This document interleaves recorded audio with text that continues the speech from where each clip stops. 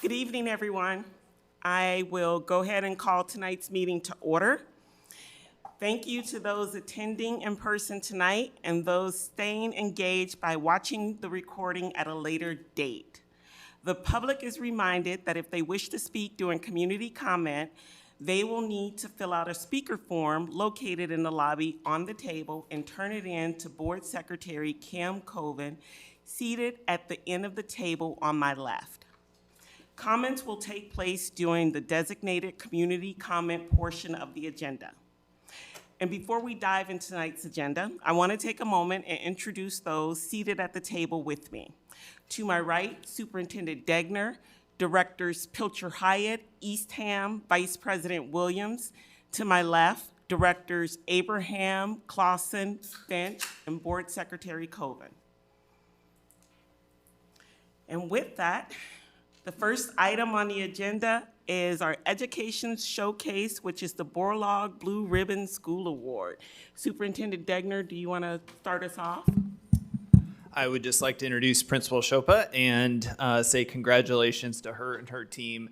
I would say one thing I'm continually impressed when I go to Borlaug is Celeste's ability to connect with the kids and her staff, but then also how just well-run things are at Borlaug. She's found the sweet spot. She's one of our best. And so I couldn't think of a principal more deserving of this award for their school building. She just does an outstanding job all around for us. So we're excited to have her here to recognize her, and I'm sure she'll deflect a lot of this to the amazing staff that she has and the kids at Borlaug, but Celeste deserves a ton of credit for this. So congratulations to Celeste, and we'll look forward to hearing from her here. A nice introduction. I appreciate that so much. So good evening. I am Celeste Chopa, and I'm very proud to say that I am the principal of Borlaug Elementary School. And once again, I have been invited here this evening to talk about our National Blue Ribbon nomination and then the process we went through and then actually winning the award. So it started back in February. I was actually here at central office and was summoned to Superintendent Degner's office, and that came with a little apprehension, thinking what in the world was going on. But in a really wonderful way, he was able to say that we were nominated through the Board of Educational Examiners. We were one of 5 schools to once again be nominated for this. So from there, then we were inundated with information as to the process. And so once again, it began through Director Kumi, who is the director for the National Blue Ribbon Award, which is part of the United States Department of Education. Just to give you a little background about the award, this is something that is given to public and non-public elementary and middle and high schools, producing outstanding results for all students. It mentions that schools have demonstrated with consistency excellence and making progress to help close the gaps when it comes to student achievement. So this started back in 1982. The National Blue Ribbon Award Program has recognized since then over 9,000 quote-unquote great American schools. So once again, we were told of this, once again, too, that we were one of 5 in the state of Iowa. And so the work really began. So from there, we put together a timeline, working with my building leadership team, and we had kind of a fast turnaround. We only had 6 weeks to be able to do this. So we opened up the application, and the first thing that we saw were there were 22 essays that needed to be completed. In those essays, we were told that there was a word count that we had to meet, not exceed, from 200 to 800 words. So with all that being explained to my building leadership team, we actually, as a staff then, brainstormed underneath each of the essays what that meant for Borlaug. What is it that we brought to the table for each of these different essays? And then we solicited writers. So once again, having a wonderfully collaborative staff, I was fortunate that 15 of my teachers stepped forward to be able to write the 22 essays. So in all of that process then too, part of the application is you had to put together revisers and editors, because the task was, yes, these 22 essays, they wanted it to be written across many different authors, but it had to read as if one person wrote it. So I publicly want to acknowledge Anna Shank, who is my IDS, and Jenny Witters, who is our title teacher. They were our little architects when it came to the revision and the editing of our application. So we worked on those for 2 weeks and put that together, and we were lucky that the day before the application due date, we were ready to go, and we did submit. So that was April the 6th. And then the waiting ended up happening. We had to wait between that time and then September. So just to highlight some of the things that came out of that application, we actually started it by saying Norman Borlaug Elementary is a school like none other due to the commitment of our students, our families, and staff as a welcoming learning environment for everyone. We're proud to be the Borlaug Bulldogs, and we believe that every child, every day, whatever it takes to be Borlaug best.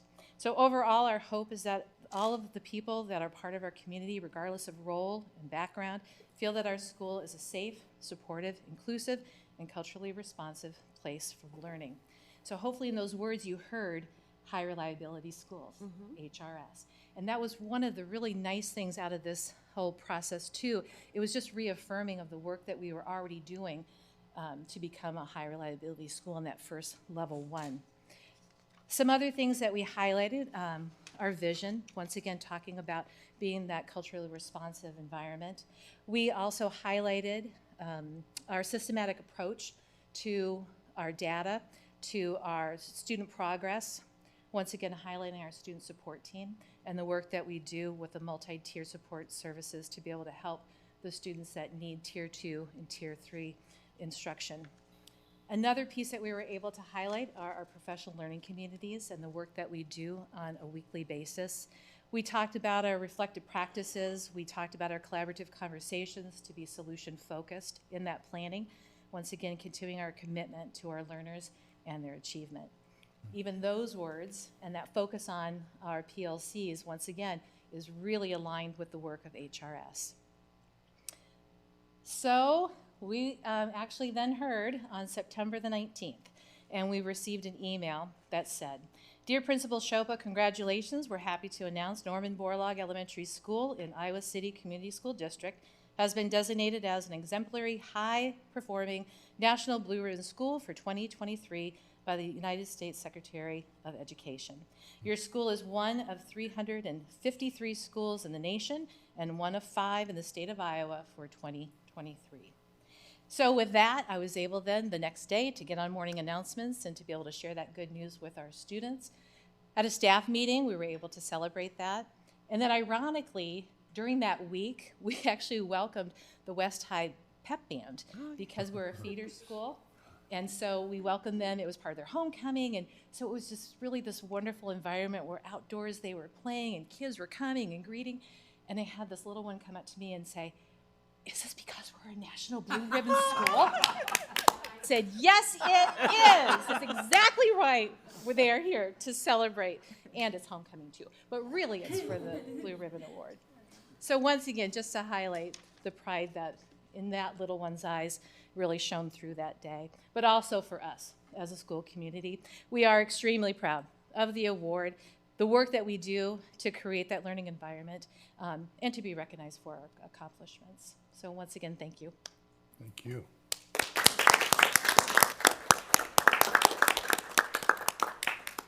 Definitely well-deserved, and thank you for all of the work that you put in being the leader of that school. So I think it's reflective in this award as well. I don't know if other board members had comments. Okay. Thank you so much for joining us tonight. Yeah, and I really appreciate the work that the students and staff have done at Borlaug over the last several years to come to this point. It's really great, and we're looking forward to a very bright future for your school. Thank you. I did just want to add, I think Director Abraham and I got to see firsthand the magic at your school this past winter. And yeah, agree with Matt, this is very well deserved. Thank you very much. Great. Next up on the agenda is community comment, and We do not have any, so I will move into seeking a motion for the approval of tonight's agenda. Is there a motion? I move to approve tonight's agenda. Second. Board Secretary Coven, we're ready to vote. Online voting is open. I'm an I vote Kim. I can't get logged in for some reason. Thank you, Director Clausen.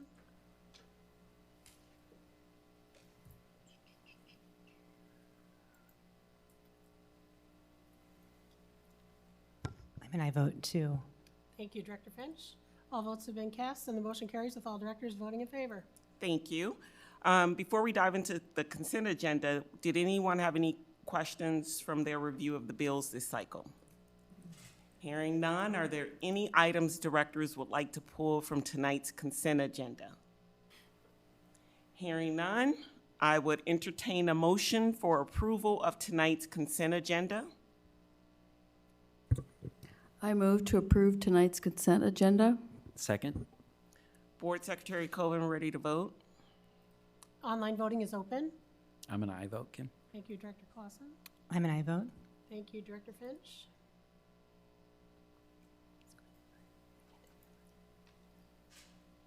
All votes have been cast, and the motion carries with all directors voting in favor. Great. Next up is policy review, and tonight's Policy and Governance Committee reviewed the 300 series, and not Board Secretary, Director Finch, as the committee chairperson, did you have any comments you wanted to make? I'll just give a quick summary. We did discuss some changes to the timeline of our superintendent evaluation, some language on overnight travel for administrator professional development, and we're going to come back to the policy surrounding the advisory committees at a later date. Thank you. Were there any additional comments from directors? Hearing none, that takes us to our first discussion item of tonight, and it's an equity update surrounding restorative justice. Superintendent Degner, did you want to introduce that? Yes, I get to introduce another outstanding individual in the district, Brad Kelly. You guys got to hear from Brad last year about some of our restorative justice work, and so I'd like to invite him up here to the podium or microphone, wherever you'd want to stand, Brad. The podium's fine here if you're indifferent.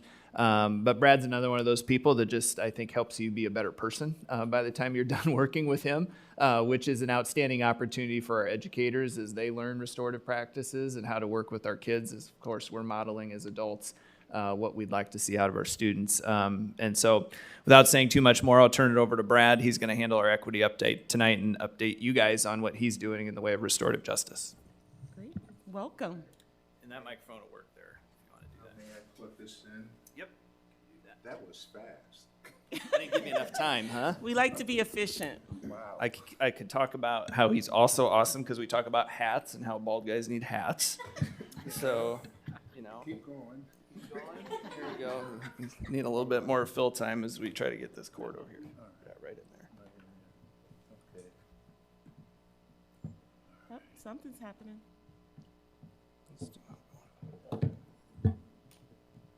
This is the longest part of my presentation right here, Now it should go. so that everyone knows. Set her down there. Okay, thank you. You got it? All right. Why did it go away?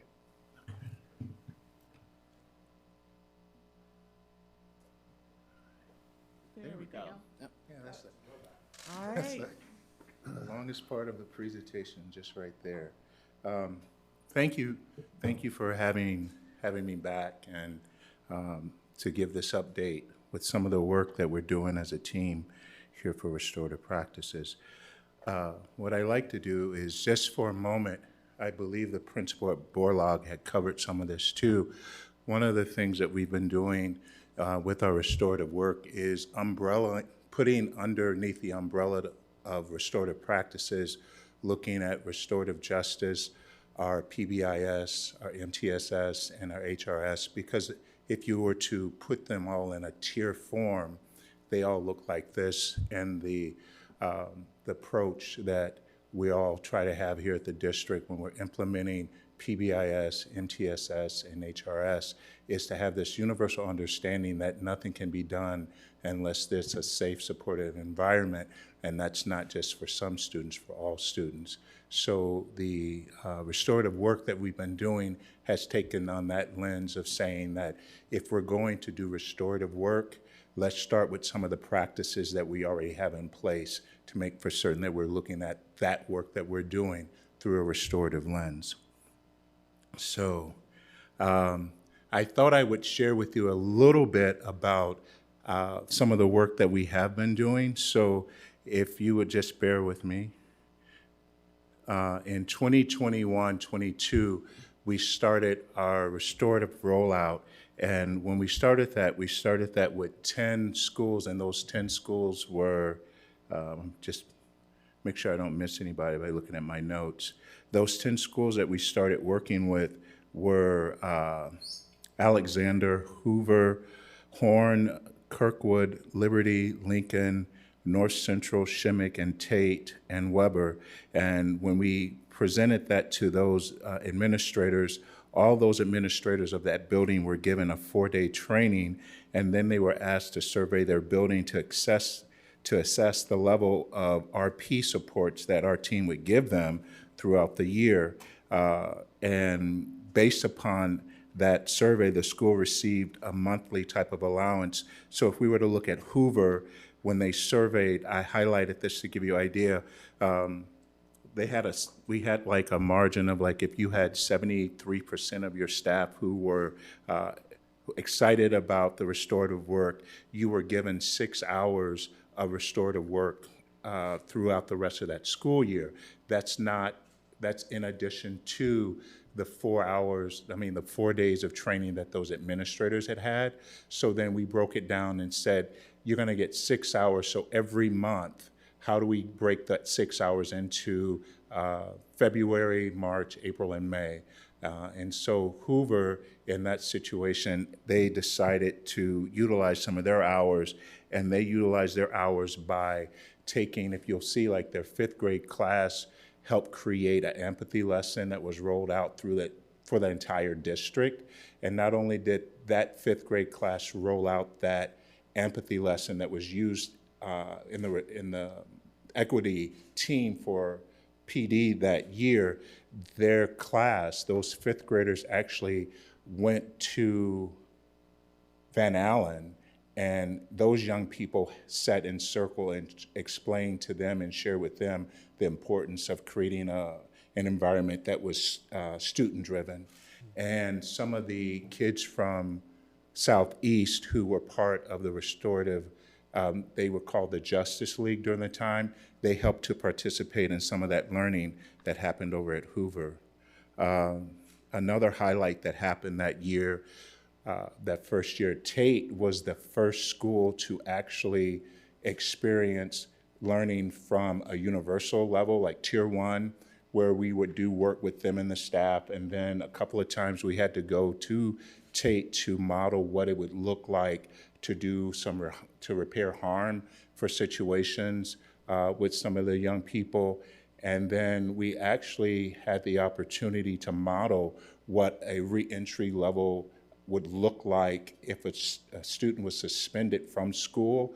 And at the time, we had the deputy superintendent sit in that meeting, which was really powerful because everybody could speak to what level they would hold accountable for what we could do to support that student. So that student was able to hear from, this is what the school will do, this is what the teacher would do, this is what we can do in the equity department. And the student was able to hear, like, this is what we can do as a district to hold you, to help surround you and wrap you in support to make it successful when you return.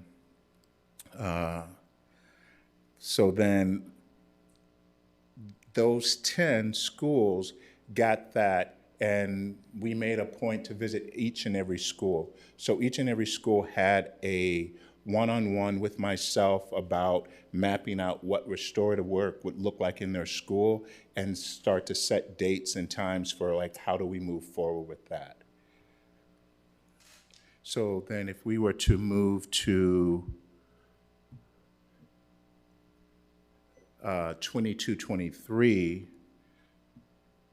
now, the reason 22-23 was a really great year for us because, like I said, Tate was the first school to actually go through some training or experience rather, that Tier 3 reentry level when a child is removed from school. So what we did for year 2, we took all secondary schools. Every secondary school went through a Tier 3 training with their administrative staff, and that included a principal, assistant principal, dean of students, guidance counselor, FSA.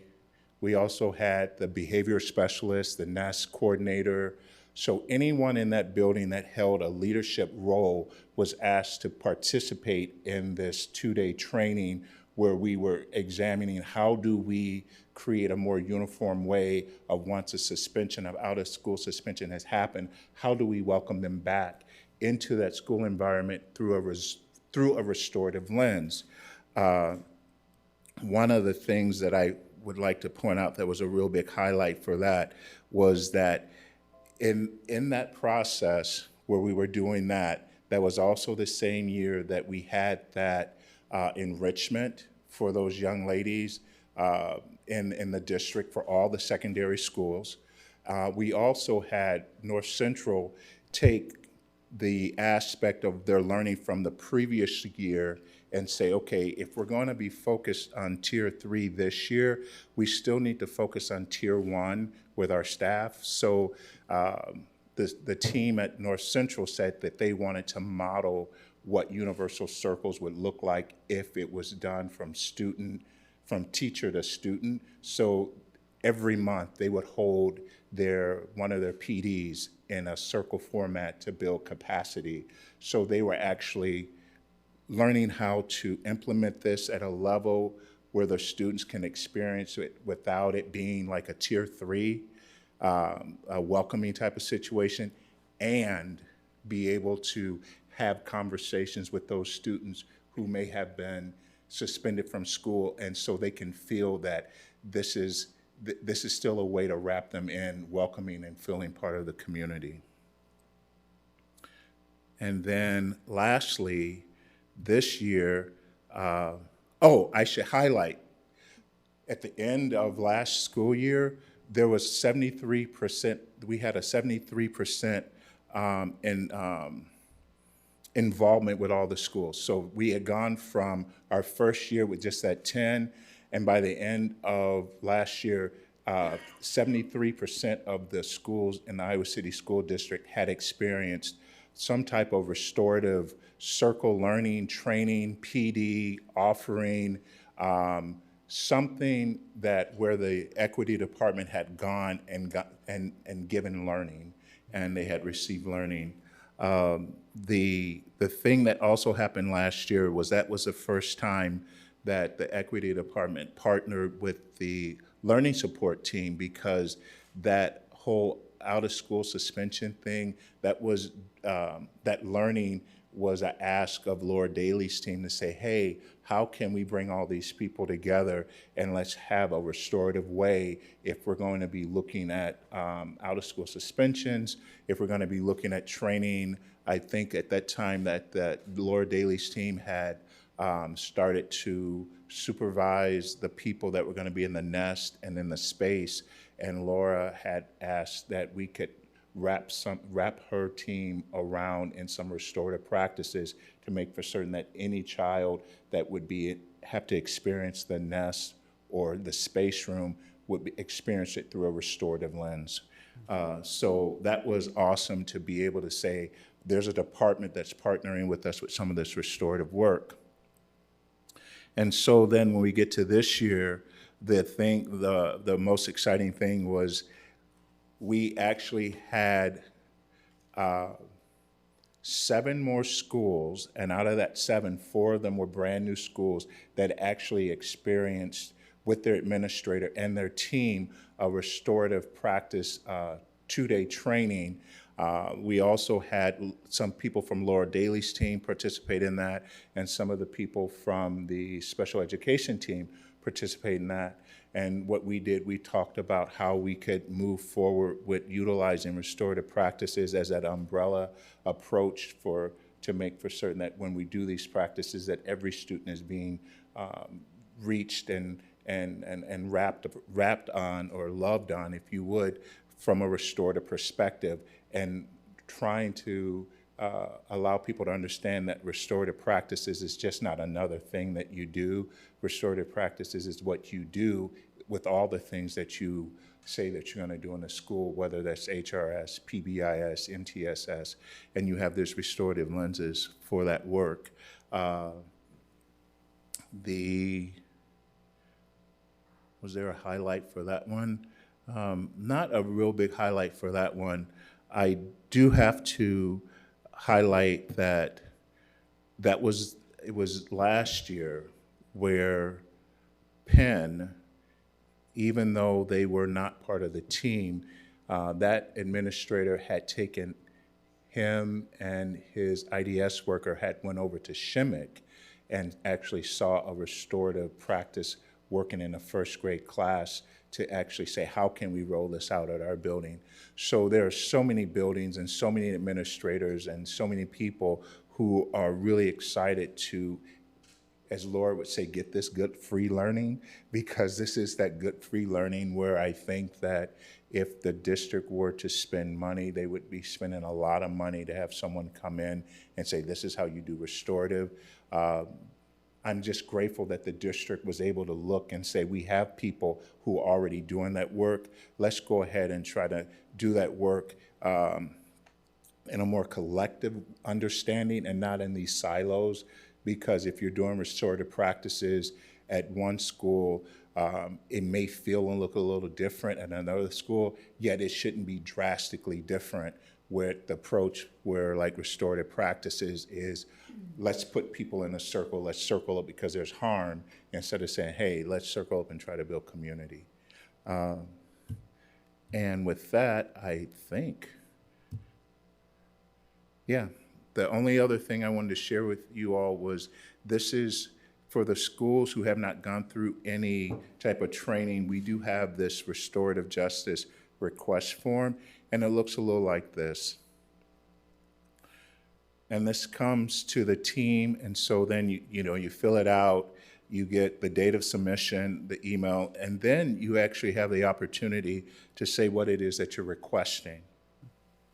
At this point, we put in like a need of a co-facilitator, because most of the schools have facilitators in there, and it's just exercising that muscle to get better. So then there's not like we have to run out as a team. We can do more consulting and more support to make it more unique for the setting in which they're asking for the request. And then we ask that you explain why, you put a priority on it, and then we put them together. And we've been getting a lot of that, a lot of these. And I think if Laura's here, I'm looking to see if Laura, did I miss anything, Laura?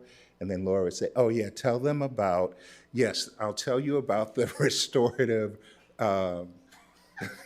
There's actually a piece where in the restorative, like if someone is suspended from school and they don't have us come out to do like a reentry, there's a request that there's a thing that they click on and says that they offered a restorative conversation and a restorative meeting with that student and their parent, so we can see the schools that are doing that.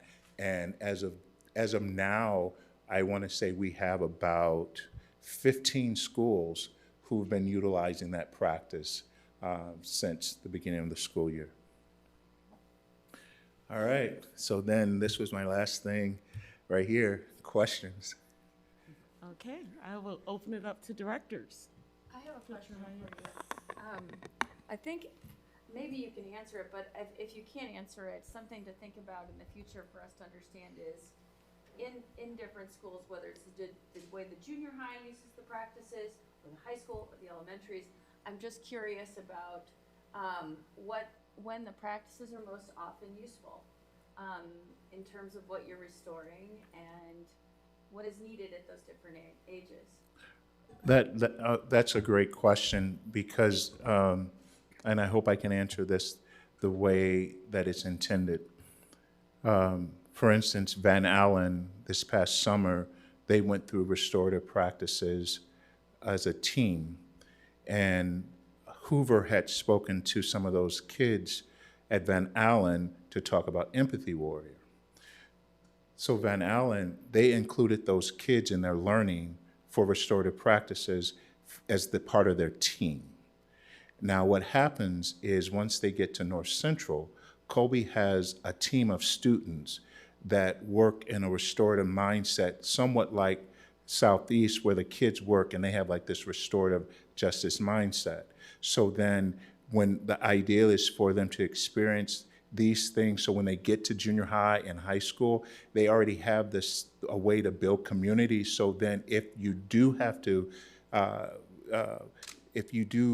be in a space where the circle is a tier 2, you know what it feels like to be in tier 1. And sometimes kids will tell you, like they'll say, as the adult in the room, it's like, we need a circle to repair harm. And some kids will say, no, we need a circle just to rebuild community. So their lens land differently, and so it's not such a big thing. It's like, and I saw that work in at Shimmick with the first graders.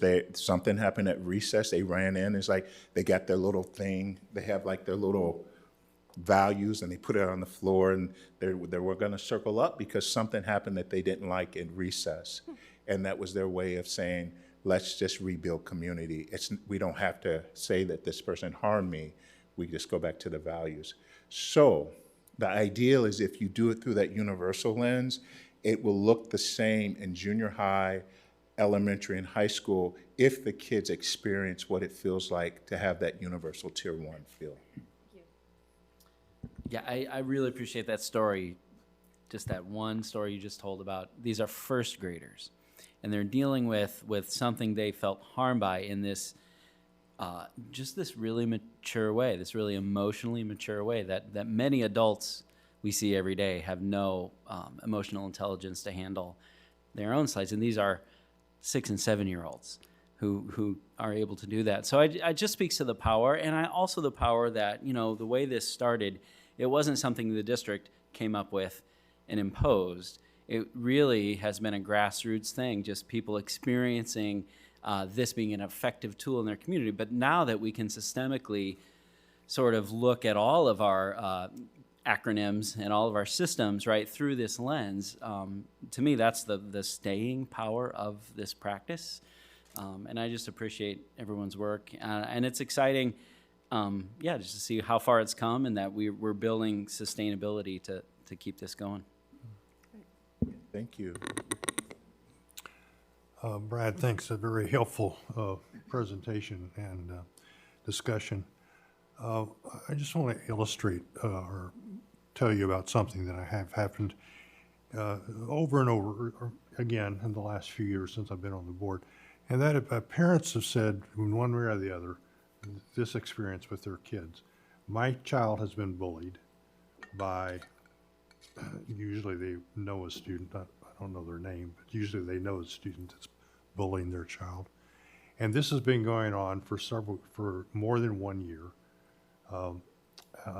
Maybe following them from elementary school to junior high even, okay? So does this, and they want it to cease, obviously, okay? So can I say to them, to those parents, we have a practice of that will probably reduce or eliminate the amount of bullying your child is experiencing. And that is, I think, my question really is restorative justice practice up to reducing or eliminating bullying from one child to another that's been occurring over a few years? That's a great question, and it's a question that we get a lot from parents when, or not necessarily parents, maybe from administrators and teachers in that request form. And the short answer is no, because when we have a bullying and harassment situation, there's another path that needs to be followed before looking at restorative work, because the one thing that could happen, restorative circles, let's just call it what it is, restorative justice circles are voluntary. And in that it being voluntary, we actually ask everyone to maybe even have a self-reflective type of, there's a self-reflective document that we give them to say who really needs to be there and how they felt they were harmed by whatever the situation was.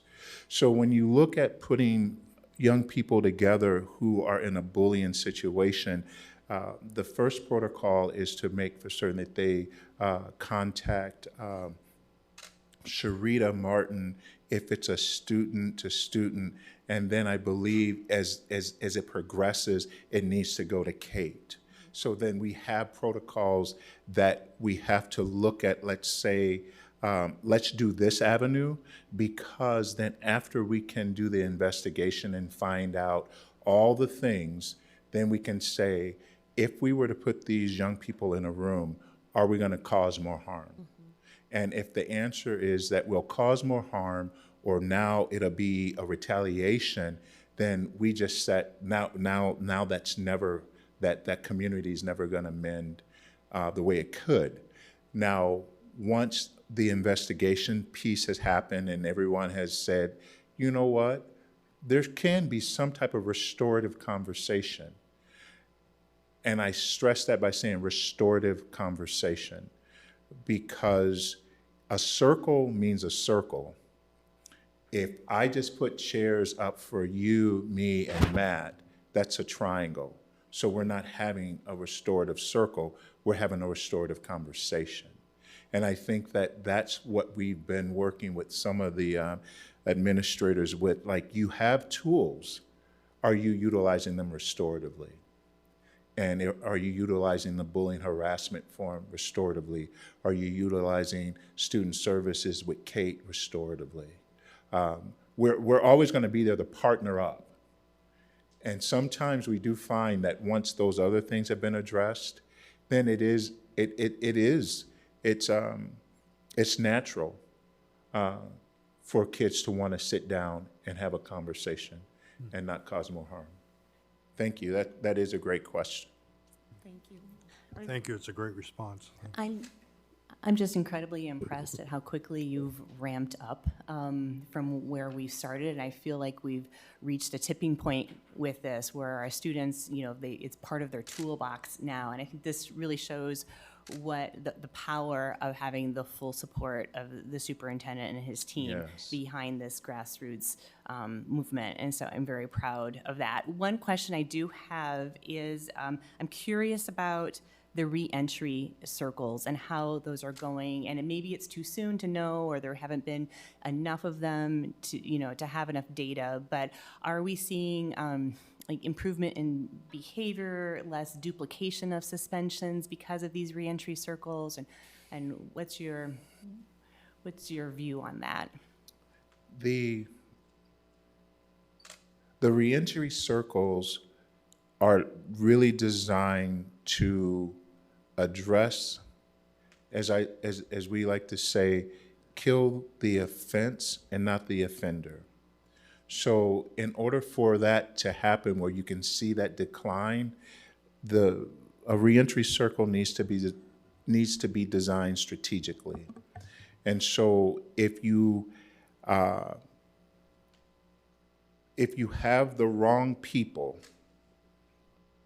in that space, there's going to be there's a higher likelihood that behavior is going to be there. And what I mean by that is, if in a reentry circle, you have to have a teacher. You have to have a teacher that is going to be welcoming and is going to be willing to say, you know what?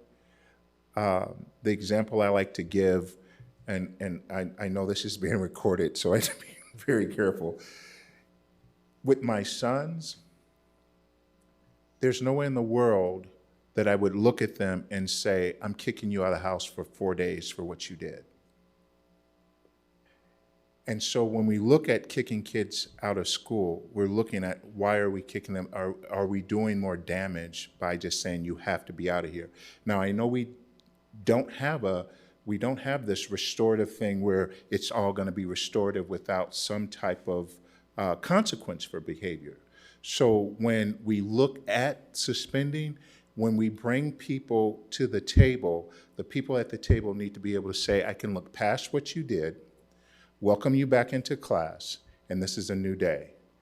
That relationship building and that in and of itself will decrease the amount of being pushed out or feeling like they're not welcome.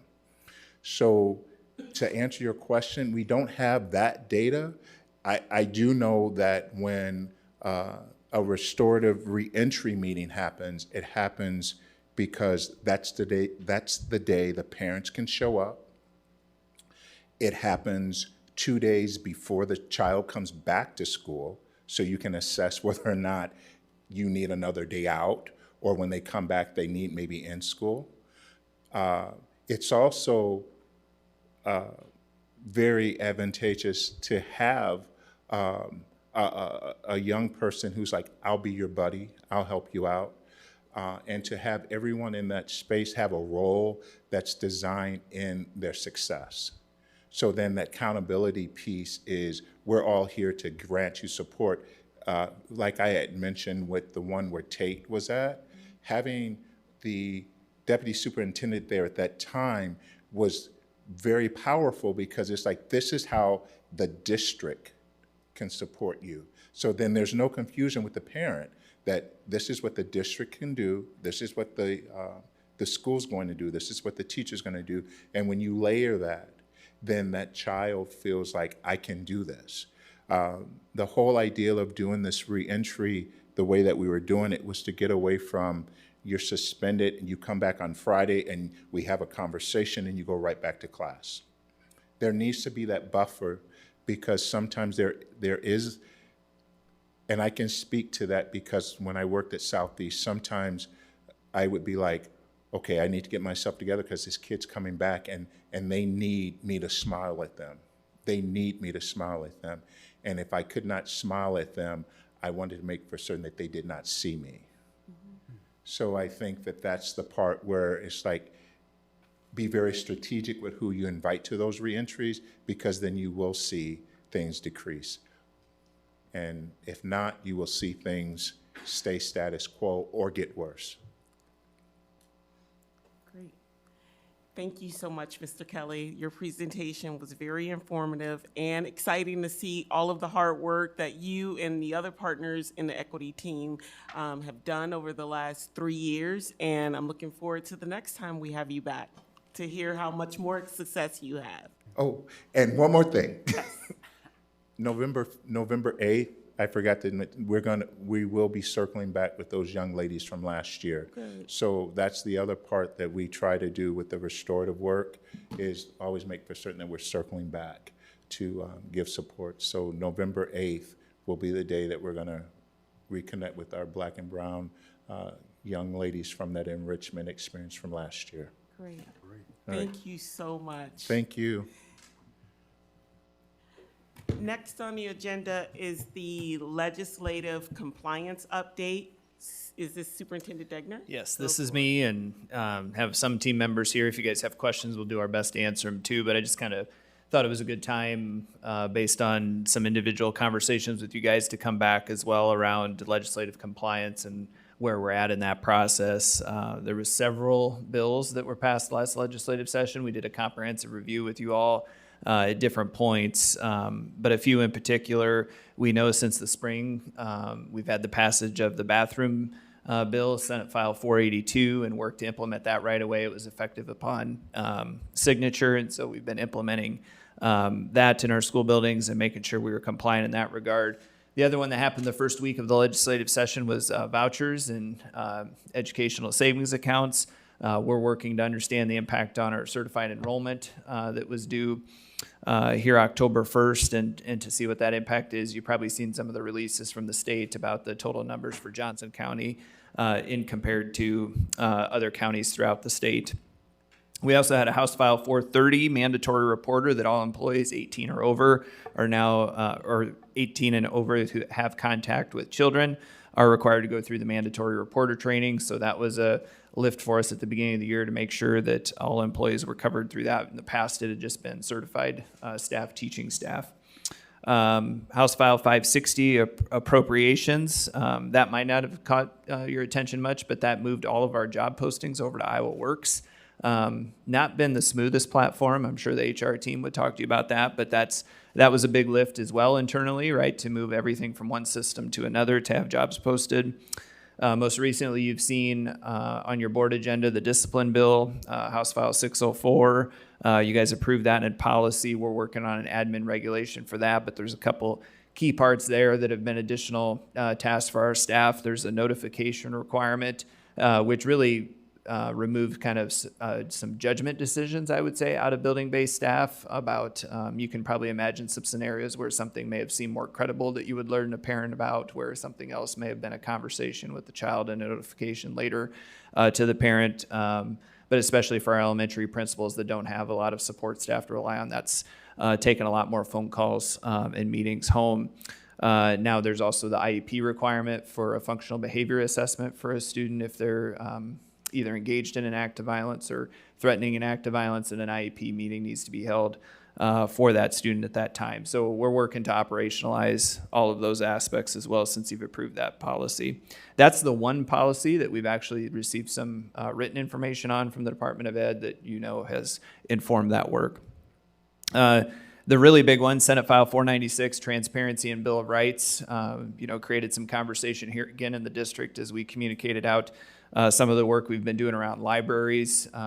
The Des Moines Register also included a large article with references to different districts. The thing I would say about our process with that is still underway. We're not by any means complete. There's maybe books there today that could shift or change. There's additional titles that could be added to that list. We have a team of administrators, librarians, teachers that have really been going through the work and reading these books and looking at the definition of what is inbounds and out of bounds according to the definition of age appropriate and sex act in Iowa code. We already believe our librarians do the work all the time of determining what's age appropriate for our students. And so we've relied on a lot of that and then really explicitly looked for that definition of sex act in Iowa code and if any language in those titles violates that. So we will be continuing that work. Penalties for that law do not kick in until January 1st. And the thing I would continually remind people that are frustrated with the district's work or progress on this or why we're not approaching this a different way is that, again, licensure consequences are attached to the practitioner here for violations of this through the Board of Educational Examiners. So we cannot give direction or information to our staff that would put them in a position to put their license in jeopardy and not be able to serve our students or protect their own livelihood. So I think that's probably, I was looking at my bullets here to see if I had something else on the library component. And I guess the other thing I would mention is there is a removal process that our district has already had and had for a long time in place. That just has to be clearly posted so that people are aware of that, along with our e-catalog. So people at any time can go to our e-catalog, see what books are available to our students. So just in an effort to be further transparent there, I think we've complied with all of those aspects. But again, I would just remind people we've had a removal process for a long time and do not see many challenges to those titles in our libraries. There was also a kindergarten through sixth grade requirement about no promotion of gender identity and sexual orientation, which affects a few things like curriculum, classroom displays. We had talked through that at the inception of that, so we've been working with staff because you can imagine we get into some gray areas and questions there about how this works and what's maybe acceptable and what's not. a question I know that our health education team has worked with our educators on is risk aversion, that we can still teach risk aversion, that's not the intent of the law, and that's not something we should be pulling out of our curriculum. But of course, the way some of the language is written makes our curriculum coordinator and our teaching staff nervous, our guidance counselors that deliver those lessons at the elementary. They just want to make sure they're doing what they're supposed to do and also serving our kids. The name accommodations aspect of 496, we work through with trying to inform our students about if they do ask for a name accommodation, that permission has to be given by parents, and then that we are also not able to withhold information from parents in that regard. And so that was that parents' rights transparency provision of that. We haven't seemed to run into any issues with that, so I think we're navigating that okay. I'm sure there's some conversations with individuals that have been extremely difficult or hard, but I think from a policy or practice implementation standpoint, we've been doing okay there. Objecting to instructional materials, review of materials, we kind of talked about that, but I put it as a separate bullet point because that doesn't just impact our libraries. I think that's an important note for people, that there's other things that parents could object to in our classrooms that they can also opt their kids out of, that we've worked with our educators on.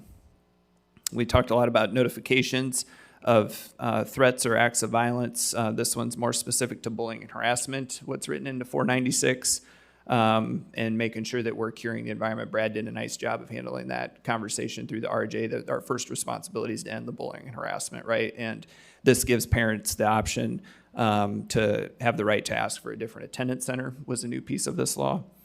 Surveys is, I think Chase and Kristen would agree with me that honestly, out of all of these, the one that's probably been the logistically the most challenging has been surveys.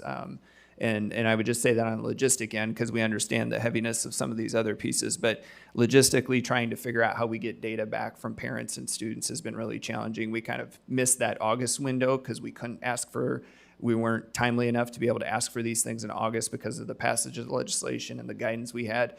Next August, when we can do this at registration, we anticipate a high percentage of parents saying that they are okay with surveys and some of these data collection methods. But right now, you've probably seen multiple communications from the district trying to get parents to respond, and we'll continue to do that till we can get our permission rate up high enough that our data is viable. Otherwise, our data will not be viable and can't really help us make decisions for students. Posting requirement for a petition to request a hearing with the board, that was reiterated in 496 as well. You might remember that's actually an old piece from the previous legislative session, that there can be a petition to do that. But we needed to make sure that's posted on the website. So that was another one of the posting requirements. And probably another minor one that I would continue to keep your eyes on for the next legislative session, which isn't all bad. I know there's probably a lot of diversity in opinions around this with educators, but Chapter 12 flexibility. Chapter 12 is the part of Iowa code that determines what we have to offer and teach in the school district. And so there's been additional flexibility granted around some of those requirements. One you might have noticed in paying attention to school district business was the financial literacy requirement that was first put into our graduation requirements and now taken out. You also see some changes around world language, library certifications. I think what you're going to see reflected in legislation and in laws are really small districts in the state having challenges filling positions, and we'll have some challenges, I'm sure, at some point as well. But as that teacher shortage continues to take an impact, there will have to be greater flexibility granted, and I think you'll see some flex given there. It's also, outside of the teacher shortage issue, it's some interesting opportunity for us to look at some different offer and teach things that we'd like to potentially do in the district that maybe we haven't had the opportunity to do because of the requirements. So there's an opportunity in there as well, but I think that's the root of where some of it comes from. So that's a brief but also a long list of some of the things that have been happening in some of our work. It has definitely changed the nature of our work for our teachers, for our principals, for our team out here, about the amount of focus, time, energy, questions to answer. And I would say just most of all our educators want to approach this and doing things the right way and not getting themselves in trouble or a peer in trouble or a kid in trouble.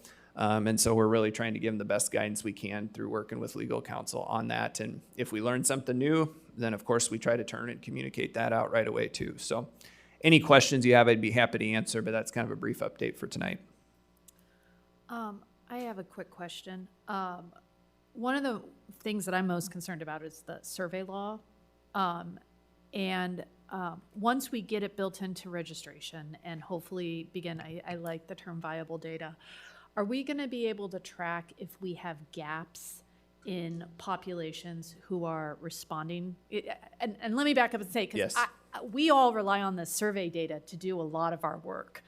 And I want to make sure that we know if, for example, this survey didn't get a good response from FRL or didn't get a good response from, our African American students, that we can still know if we can rely on the data or if we're having barriers. That's the same exact conversation we've had as a team. We might be at a viability standpoint if you just looked at sheer numbers for thinking, okay, you have about 40% of your population. That should seem significant enough to draw some inferences from, but that 40% isn't reflective of our school community. So that, yes, and we are tracking that. And so we've tried to internally set some thresholds for when we feel like that will be representative, that if we'd want to move forward with a survey, knowing we'd even have limited responses. But I know we had planned to do kind of that climate culture HRS survey. We wanted to do ideally 2 different windows this year. We've already backed off and said we'll probably only be able to do 1 window at this point because that first window we just haven't had response rate to indicate a viable enough data set. Lisa, the way that works is that we use Qualtrics as the platform, and so we send each student, if we're doing a student survey, a unique URL, and so we can pull all of the demographic data on the backside of that, and so that's how we're able to, do that for anything that we would send out through that platform. I was hoping that was the answer because I think we sent out the notice of bullying or student discipline policy today, hit my email, and there was a radio button for those of you who got it to say I've read the policy. And then I thought I was going to have to enter a bunch of stuff in, and then Qualtrics just magically knew who I was. And I was hoping that we'd be able to do that with all of our surveys and capture that. And so that's reassuring. And so then why next year we think this will be less of an issue is for those that have students currently in the system, when you go through all those assurances in Infinite Campus, we're going to add a button there that allows families to opt into all of the surveys at that time. And so we'll again capture all the information, know who has given us or who's opted in and who's opted out at the beginning. And there might be some one-offs throughout the year that we have to go back to the Qualtrics approach, but our hope is that we'll make this much more efficient. It won't be the headache that it's been for the last 2 months trying to get people to participate. But the law is going to require us to list the surveys that we know about. So the one-off would be if we decided mid-year, hey, we really need to poll on XYZ, then we'd have to go back and get permission to do. If we had... We can't just say I consent to all surveys. No, and so right. And we can come back when we have this built out with some of the tech folks and show you more how it's going to look. But, you have to make it available. And so for families that aren't interested in reviewing all of that, they can just sit, I submit. But you can also then collect, well, I'd like to look at this. And then it'll take you a different screen. It would have all the different individual ones listed out so you could click on any of the individual surveys because we want to make that available to everyone if they want it, but we also don't want to add to what can, as a first-time parent this year, add to what can already be, and I'm actually kind of pretty well versed in our mechanics, right? But it can still be a very overwhelming process. We don't want to do anything that's going to add to that for any of our families. And so, as I said, as going through it myself, I can understand and recognize why we want to make it as seamless as possible for people as we move forward. I think sorry to cut you off there, Chase, but I think what this experience has taught us is if we don't know about it in August when we ask for that, it's going to be a pretty high bar for us to go out and survey people midstream. That would have to be a pretty urgent or pressing need to try to go get that permission because it's been so difficult to really capture a reflective amount of responses to do it. So we really want to make sure that list is effectively built out. And those are the ones we've asked for permission for ahead of time, and we know we have that viable data set then. And I don't mean to, well, I'm going to. I'm going to correct you, but I don't mean to do it in any offensive way, but not August. We're talking more like in April. Oh, sure. Right? Yeah. When we actually open with registration. Yes. When we open the early registration yes, you don't have window. To go back through. Yeah. So we're going to, and it's helping us with our planning too. I mean, people want to know, we talk about survey fatigue and all those, and we should be able to map out what the year looks like. So it is a good check on ourselves as administration to do that. But we would be looking at having that mapped out for next year by March or April, so that when we did open the enrollment window for 24-25, those were already all established. And Carmen and Laura and the rest of the team have done a nice job as we compile that list of those surveys we do throughout the year. I'm glad you said that, actually, because if you guys think about when this would have been passed, we were already registering Right. families, right? And so that is an important clarification, because we were already opening registration at the time that we were getting this legislation in place. Just one thing, and that is that the team did a good job. The presentation was good. It had to be about implementation of law, which the board has repeatedly said that's what we got to do. You did mention something about how implementation has gone as well as it can, and that that you imagine there's stories about, you know, how it has been hard on kids. I would just say with the naming one, just so that, you know, when our community listens to these meetings, they know, we know that. I mean, I certainly have heard several stories about how hard this has been on kids, and all the way through high school, and that it has really been traumatic for some of our dear students. So again, the board is on the same page as the admin team. We've got to follow the law. We have no choice. But there's also empathy coming from the admin team and the board about what we know for a fact are some of the really devastating consequences. Well said. And I think a good step for us with that has been to meet with staff from the community, or that identify as an ally with the community, and they're able to communicate some of the experiences kids are having or that they're experiencing, and trying to then actionalize, you know, some of these steps. And I think that's been helpful for our team to go back and say, okay, now this is how we thought it would work. This is how it's actually working. What else do we need to do to try to provide additional support? Any Director Easton? Well, I would suggest that we've, over the next several months, we work with the Johnson County legislators to communicate what these adverse circumstances and experiences have been to them, just so they have that same information too. Whether or not it will result in changes in the legislation, that's not of concern to me. It's just making sure that they know what our experience has been with the kids in the district.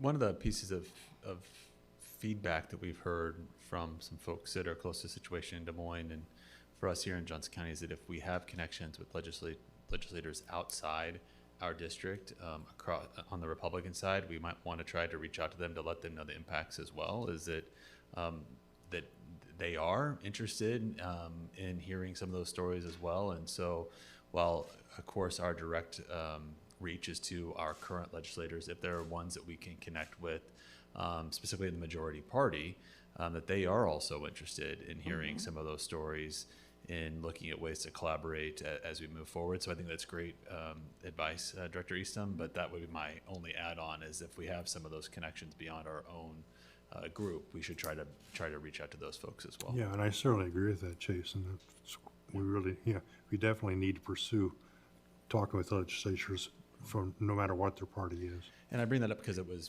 was nice to hear that they were open to having those conversations, Right. and we don't always get that message here at the local level sometimes. And Right. so that was something that was reassuring for the superintendent and I, that we should be pursuing some of those avenues. Right. Any additional comments? Okay, hearing none, we'll go on to our first action item. I'm sorry. Thank you, Superintendent Degner and Deputy Superintendent Ramey. So I appreciate that. Didn't mean to just say, oh, that was useless, but thank you. It was very informative. So the first action item of tonight is the 200 series policy, and policy and governance had a discussion. This is our third reading, and there was an additional discussion at the meeting tonight.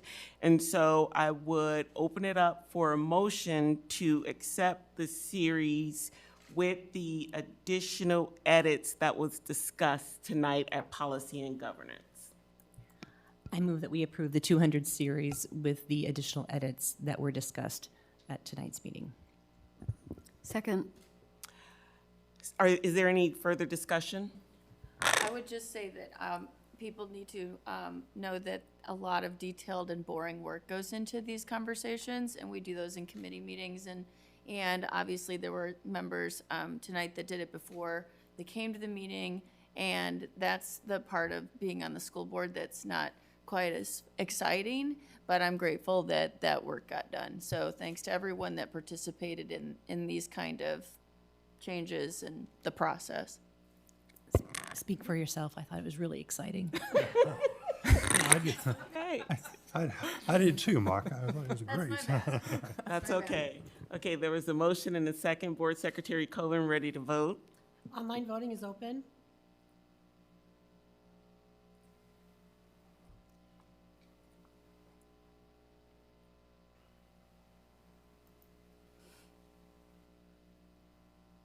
All votes have been cast, and the motion carries with all directors voting in favor. Thank you. Next action item is the School Budget Review Committee application for special education deficit. I don't know if Superintendent Degner or Deputy Superintendent Ramey, either one of you wanted to make any comments? Sure. Just Adam did a nice job of recapping the item there and what you have in front of you, but this is a standard part of our annual practice. To make this request, the state requires board approval before that we submit it forward to the state for part of the certification process. As a reminder, the special education deficit creates additional spending authority, so it does not have an impact on our unspent balance. And just to summarize, as Adam's laid out there, really two main pieces. We move some positions into special ed, some of our nurses that are helping us oversee our Medicaid counting at this point, or billing, excuse me, and then also transportation cost for special ed transportation. Thank you. Any additional comments, Superintendent Degner? Nope, not at this time. Okay, so there is a recommended action and verbiage on the agenda, so I would entertain a motion. I move to approve the resolution of the Board of Directors of the Iowa City Community School District, that the Board of Directors of the Iowa City Community School District approves the request for allowable growth and supplemental aid payment for a negative special education balance for the fiscal year 2022 to 2023. The final amount of the special education balance and amount of supplemental aid will be determined by the Department of Education after all special education balances have been finalized. Is there a second? Second. Board Secretary Coven, ready to vote? Online voting is open.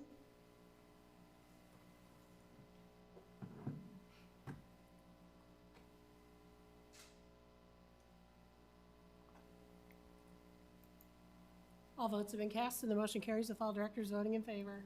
Thank you. And the final item on our agenda is agenda setting for November 14th. Before I dive into that, at that meeting, I will not be present and neither will Vice President Williams. So that will mean that Board Secretary Coven will open up the meeting and we will need to select, or you guys will need to select a temporary chair. So that will, I'm assuming, be reflected on that agenda. And so just like when we do at our annual meeting, someone will need to be nominated as a temporary chair and they need to accept, and then votes will be taken, and they will run the meeting for that night. All right. And on that agenda is just our normal standing items.